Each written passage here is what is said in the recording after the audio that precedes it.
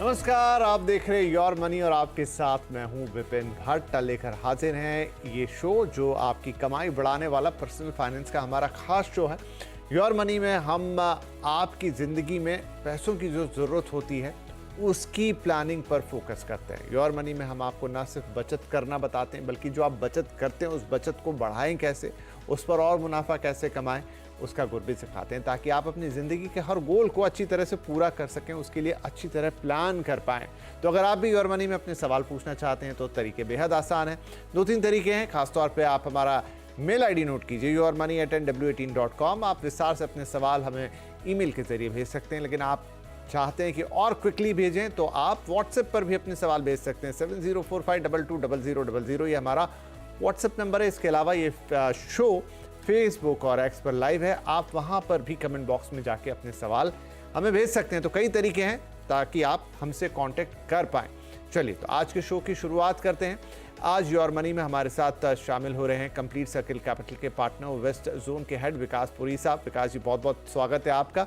तो दर्शकों के सवाल लेंगे, उनकी फाइनेंशियल प्लानिंग करेंगे, लेकिन जैसे कि परंपरा है इन दिनों योर मनी में कि हम एक टॉपिक लेते हैं, हम एक विषय लेते हैं और उस पर बातचीत करते हैं। थोड़ी विस्तार में जुड़ा हुआ है आपकी फाइनेंशियल प्लानिंग से और थोड़ा हटके भी ये होता है ताकि आपको और बातें पता चले कि भाई आपके हाथ में क्या क्या टूल्स हैं अपनी फाइनेंशियल प्लानिंग को बेहतर करने के। तो आज बात करेंगे लोन की, लेकिन कोई ऐसा वैसा या अलग तरीके का लोन नहीं, लोन ऑन म्यूचुअल फंड्स। तो शायद बहुत सारे दर्शकों को ये भी लगे कि भाई म्यूचुअल फंड पे लोन कैसे, जी हाँ मिलता है, लेकिन कैसे, क्या क्या रेट ऑफ इंटरेस्ट किन्हें मिल सकता है, किन्हें नहीं, कहां से मिलेगा, सारी बातें करेंगे। विकास जी, विस्तार से आप बताएं कि म्यूचुअल फंड्स के जरिए अगर लोग लोन लेना चाहें तो उसका क्या तरीका है और क्या किस तरह का फायदा इस तरह के लोन्स में हो सकता है। धन्यवाद विपिन जी अपने शो पे बुलाने के लिए। विपिन जी देखिए, म्यूचुअल फंड्स के अगेंस्ट में लोन मिलता है और ये दर्शकों से यही बोलना चाहूंगा कि लोन की जरूरत ना पड़े।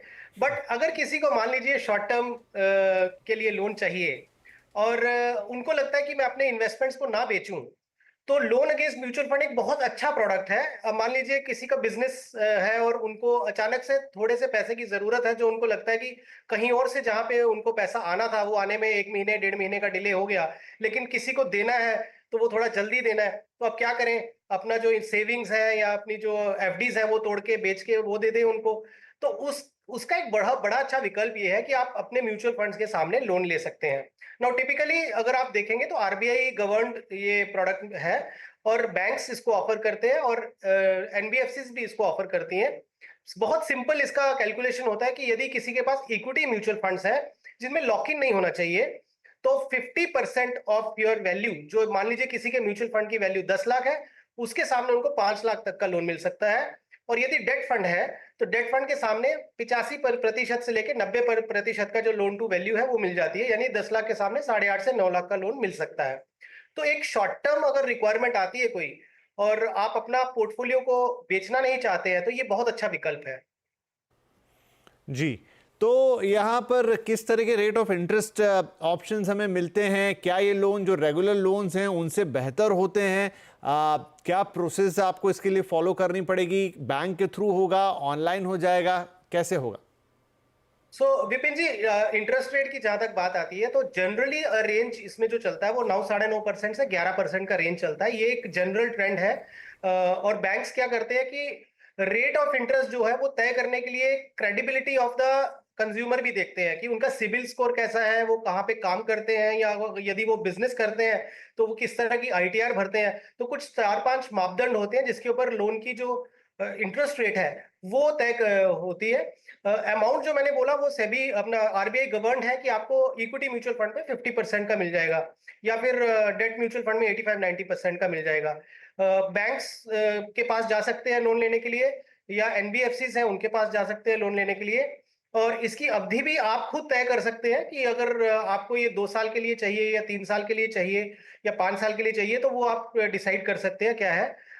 इसमें भी थोड़ा अगर आप फर्दर जाएंगे तो आप ईएमआई बेस्ड भी ले सकते हैं और आप एक ओडी बेस्ड भी ले सकते हैं कि आपने एक ओडी ले लिया और जितना आपकी रिक्वायरमेंट है, मान लीजिए 10 लाख के सामने आपने 5 लाख की आपको लिमिट मिल गई, वो ओडी लिमिट मिल गई। आप उस ओडी लिमिट में से अगर 2 लाख ही यूज करना चाहते हैं, 2 करिए तो आपको इंटरेस्ट रेट 2 पे ही लगेगा। और वापस आपके पास जब पैसा आ रहा है आपने उसको भर दिया तो आपके ऊपर इंटरेस्ट लगना बंद हो जाएगा। तो ये बहुत अच्छा विकल्प है। और यदि इसको अवेल करना हो तो आप किसी भी बैंक के पास जाएंगे जाएंगे तो 2 से 4 दिन वर्किंग डेज में ये आपका एप्लीकेशन, अब तो फिनटेक का जमाना आ गया विपिन जी, बहुत सारी कंपनीज ऑनलाइन भी ऑफर करती हैं। बट इसमें जो आपके म्यूचुअल फंड्स हैं, जो भी आपका लेंडर है वो मॉर्गेज कर लेता है, विच मीन्स की कस्टडी अब उनके पास है। यदि किसी वजह से अगर लोन का भुगतान नहीं किया गया तो जो लेंडर है वो ये माल बेच के अपना पैसा रिकवर करके यदि ऊपर का जो बचता है वो जो कंज्यूमर है, बोरोवर है, उसके अकाउंट में ट्रांसफर कर दिया जाता है। जी, तो सर किन लोगों को इस लोन के लिए ऑप्ट करना चाहिए? विपिन जी, जैसे मैंने बोला कि यदि मान लीजिए कोई छोटे व्यापारी हैं जिनको अचानक से लगता है कि उनको 2 लाख 4 लाख की जरूरत पड़ गई और वो अपनी सेविंग्स को बेचना नहीं चाहते बट उसके सामने फंडिंग लेना चाहते हैं, तो उनके लिए बहुत अच्छा है। बेसिकली हम जैसे एक ब्रिज फाइनेंस की बात करते हैं कि आपका शॉर्ट टर्म रिक्वायरमेंट मान लीजिए महीना, 2 महीना या 6 महीना या 1 साल या 2 साल, ऐसा कोई अवधि हो तो इसमें बहुत कारगर साबित होते हैं। अच्छा, दूसरी चीज क्या है विपिन जी, मान लीजिए अगर किसी को 9.5-10% पे लोन मिल रहा है और जिस तरीके से आप देख रहे हैं भारतीय बाजार बढ़ रहे हैं, 15, 16, 20% की रिटर्न दे रहे हैं, तो भी एक अच्छा विकल्प इसलिए है कि आपका जो पोर्टफोलियो वो ग्रो करता रहेगा।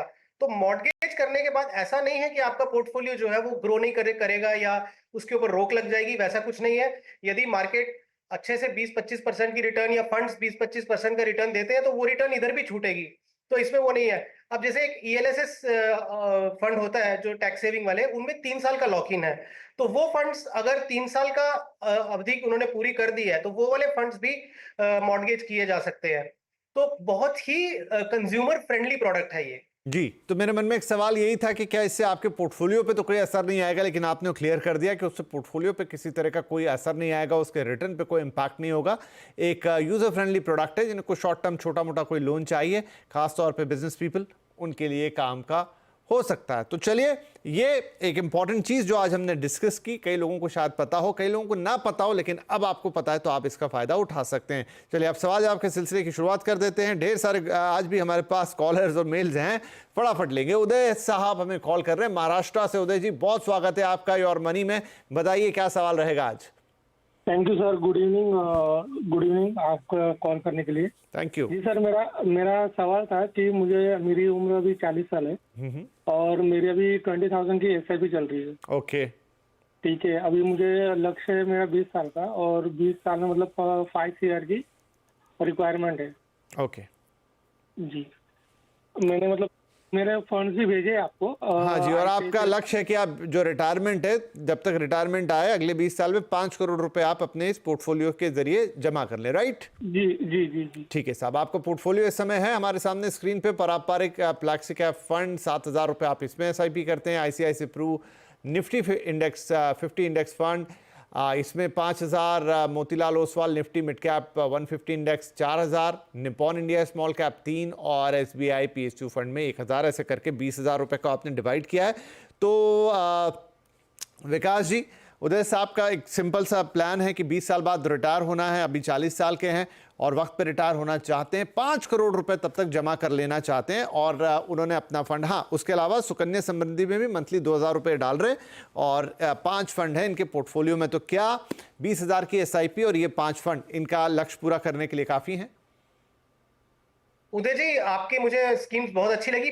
बल्कि स्कीम से ज्यादा आपने जिस तरीके से एक फ्लेक्सी कैप लिया है, एक आपने लार्ज कैप फंड हो गया, एक मिड कैप हो गया, एक आपका स्मॉल कैप फंड हो गया, तो आपने बहुत ही एक बैलेंस्ड अप्रोच से अपना पोर्टफोलियो क्रिएट किया और ऊपर से टैक्टिकल कॉल लिया है। जो आपने एसबीआई पीएसयू फंड लिया पिछले 1-2 साल में पीएसयू फंड से, तो बहुत ही अच्छा किया है। तो ओवरऑल आपका जो अप्रोच है वो मुझे बहुत अच्छा लगा और एलोकेशन भी आपने बहुत बैलेंस तरीके से की है। ज्यादा आपका लक्ष्य का सवाल है, मैं थोड़ा सा कंजर्वेटिव होके चला हूं कि देखिए सुकन्या समृद्धि में आप 7.5-8% का यील्ड मान के चलें और म्यूचुअल फंड से मैंने 15% का लिया है। हालांकि 20 साल में आपके बहुत सारे ऐसे फंड्स भी होंगे इसमें जो आपको 17-18% की रिटर्न से भी देंगे। तो ब्रॉडली अगर आप बोलेंगे तो आपका लक्ष्य पूरा हो जाएगा, बट मैं अगर थोड़ा कंजर्वेटिव होके बोलूं तो आपका 4,75 लाख के आसपास का कैलकुलेशन बैठता है। तो आपको ज्यादा कुछ नहीं करना, बिकॉज आपने लिखा है कि आप 10% का स्टेप अप करना चाहते हैं, तो 20 के बदले केवल 21,000 की भी आप एसआईपी कर देंगे तो आपका लक्ष्य बड़ा कंफर्टेबली पूरा हो जाएगा। और यदि आप इस 20 साल में सिप का अमाउंट और ज्यादा बढ़ाएंगे, बीच में टॉप अप करते रहेंगे, तो आपका पोर्टफोलियो ये 5 करोड़ क्या आपका 7-8 करोड़ भी इजीली बन जाएगा। वाह उदय जी, तो बहुत ही बढ़िया, हमारी तरफ से ढेर सारी बधाइयाँ। आपने सारे काम बहुत अच्छे किए, मतलब फंड सिलेक्शन से लेकर तो आप उसमें मनी एलोकेशन जो आपने किया है, 5 फंड्स आपने रखे हैं और आपका जो गोल है वो भी काफ़ी रियलिस्टिक है। तो जैसा आपने लिखा ही है, सही बात की आप 10% हर साल उसमें टॉपअप भी करेंगे जो इन्वेस्ट कर रहे हैं, तो सब कुछ बढ़िया है, बस करते रहिए। वक्त वक्त पे आप चाहें तो पोर्टफोलियो रिव्यू के लिए भेजते रहिए, क्योंकि लंबी अवधि है 20 साल की, चीज़ें बदलेंगी उस दौरान, लेकिन ऑल द बेस्ट है, ज़्यादा इसमें कुछ कहने के लिए नहीं। बढ़िया है, आपसे कई और लोग भी प्रेरणा लेंगे। हम आगे बढ़ते हैं, आगे चलते हैं। हमारे अगले कॉलर हैं अविचल दास, झारखंड से हमें कॉल कर रहे हैं। दास साहब, बहुत स्वागत है आपका, सवाल बताएं प्लीज।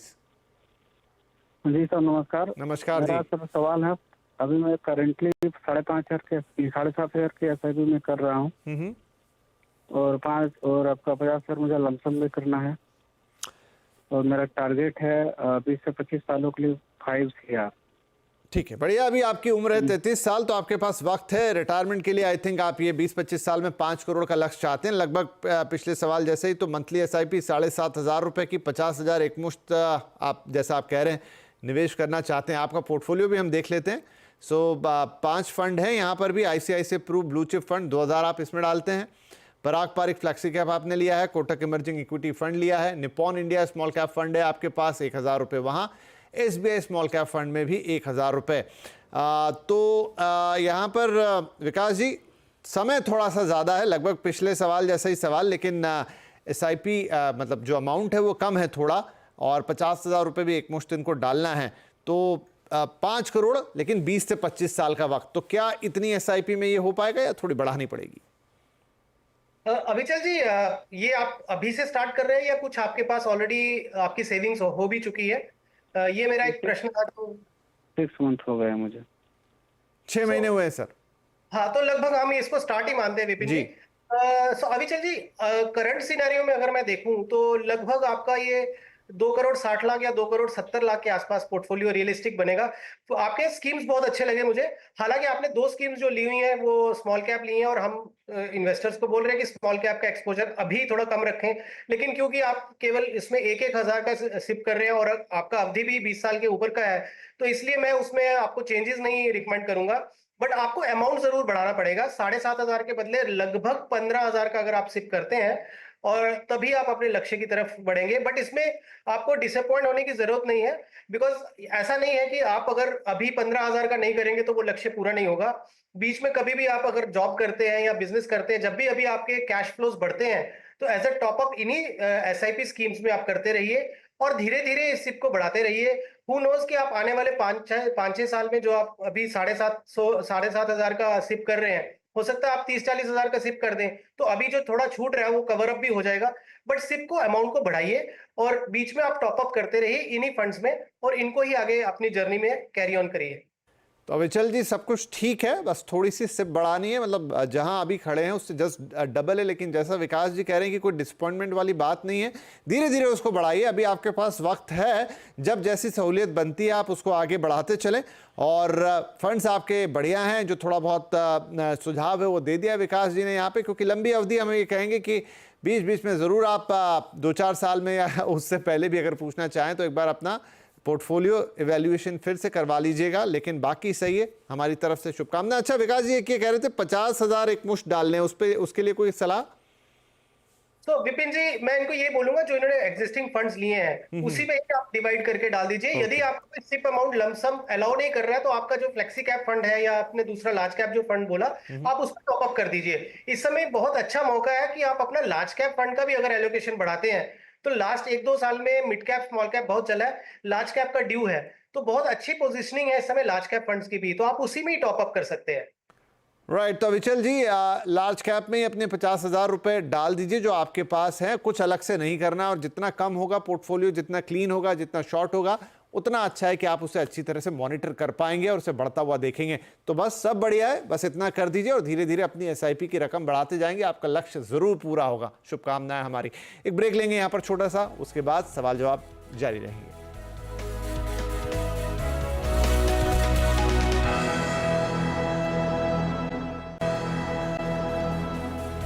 Welcome back. आप देख रहे हैं योर मनी और हम दे रहे हैं आपके सवालों के जवाब। विकास पुरी साहब हमारे साथ बने हुए हैं और लगातार सवाल भी आ रहे हैं। प्रिंस कंबोज अब हमारे साथ है हरियाणा से फोन लाइन पे। प्रिंस भाई बहुत स्वागत है, बताइए क्या पूछेंगे आप? सर नमस्कार। नमस्ते जी। सर मैं रेगुलर आपका शो देखता हूं और आपके शो को देख के ही मेरी नॉलेज बढ़ी है म्यूचुअल फंड के रिगार्डिंग और मैंने इसमें इन्वेस्टमेंट स्टार्ट की है। क्या बात है, बहुत बहुत शुक्रिया। मैंने अपनी इन्वेस्टमेंट जो स्टार्ट की है आपका शो में सर 2017 से देख रहा हूँ, जब भी मैंने अपनी सिप स्टार्ट की थी और जब से मैं स्टेप अप कर रहा हूँ एज एंड व्हेन मेरी इनकम इंक्रीज होती है। बहुत ही बढ़िया सर, बताइए। और मैंने अपना पोर्टफोलियो शेयर किया हुआ है म्यूचुअल फंड में, जो मैं इन्वेस्ट करता हूँ 30,000 पर मंथ में इन्वेस्ट करता हूँ। Very good. जिसमें मेरा ये एसेट लार्ज कैप में 5,000, नावी इंडेक्स फंड में 3,000, पराग पर फ्लेक्सी कैप में 8,000, HDFC मिड कैप में 5,000, निपॉन स्मॉल कैप में 5,000 और SBI लार्ज एंड मिड में 4,000। तो टोटल अक्रॉस द फंड्स मैंने लगाया हुआ है, लार्ज मिड स्मॉल फ्लेक्सी सब कवर किए हुए हैं और 30,000 टोटल हो जाता है। तो अभी पहला क्वेश्चन तो है मेरा सर कि मैं अभी 6,000 से स्टेप अप करना चाहता हूँ। Okay. तो कौन से फंड में मुझे स्टेप अप करना चाहिए? ठीक है। और सेकंड, मेरा ये एसेट कोई अच्छा परफॉर्म नहीं कर रहा फॉर लास्ट अराउंड 2 ईयर और 1.5 ईयर, तो उसको क्या कहोगे आप? क्योंकि मैं हर ईयर रिव्यू करता हूँ कि फंड अच्छा कर रहा है नहीं कर रहा as per market as per index. So इसको क्या कहोगे आप? पॉज करूं या कंटिन्यू रखूं? ये फ्लक्चुएशन चलती है मार्केट में, इट इज नॉर्मल। एंड बाकी मेरे ओवरऑल पोर्टफोलियो में कोई चेंजेस रिक्वायर्ड है या नहीं है, तो सर ये चाहता हूं। और होराइजन मेरा लॉन्ग टर्म है, अभी तो मैं 5-6 साल से तो कुछ नहीं करना। चलिए जी, बढ़िया है। प्रिंस भाई सबसे पहले तो आपको बहुत बहुत बधाई, धन्यवाद कि आपने जैसा कहा कि आपने 2017 से हमको देखना शुरू किया और वहां से निवेश शुरू किया, 30 लाख का पोर्टफोलियो बना लिया, तो आप कई लोगों के लिए प्रेरणा का स्रोत बन गए। हमारे कई दर्शक आपको इस समय सुन रहे होंगे। तो देखिए, रेगुलर कोई चीज सुनी जाए की जाए तो कहां से कहां पहुंचा जा सकता है। विकास जी एक बहुत ही बढ़िया हमारे कॉलर, तो बताएं इनको लिए क्या अच्छी से अच्छी सलाह हो सकती है।